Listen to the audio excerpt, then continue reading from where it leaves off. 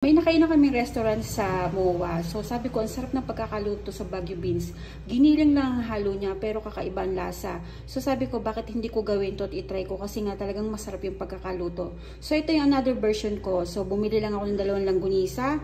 Tapos, yung langgunisang puti. Tapos, gayat ako ng bawang sibuyas. Tapos, konting oyster sauce, toyo, paminta at asin. So, ginisa ko muna yung langgunisa sa bawang sibuyas, then toyo. So, nilagyan ko ng oyster sauce. So, pagkaluto ng langgunisa, nilagay ko naman itong Baguio beans. Saglit ko lang siyang niluto sa mainit na apoy para hindi siya masyadong labsak, hindi siya malabsak yung pagkagulay niya. Medyo malutong siya. So, half cook ang ginawa ko dito. Kasi yun ang natikman ko doon. Napakasarap po ng lasa.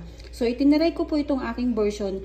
Ito po, sakto lang po yung lasa. Hindi po siya katulad ng ganung pagkakaluto ng kanyang giniling. Pero yung langgunisa po ay iba po ang naibigay na lasa. So, kung gusto nyo pong itry itong aking niluto, 2 langgunisa, bawang sibuyas, 1 pirasong maliit na sibuyas, so bawang ilang piraso, 4 na piraso, then igigisa mo lang sa bawang toyo, oyster sauce. So, yun na po. So, pag naluto po yung sibuyas, ilagay nyo po yung itong Baguio beans sa mainit na apoy para hindi masyadong matusta at hindi rin po masyadong lutong-luto. Half cook lang po pagkakaluto. I-try nyo po, napakasarap po nito.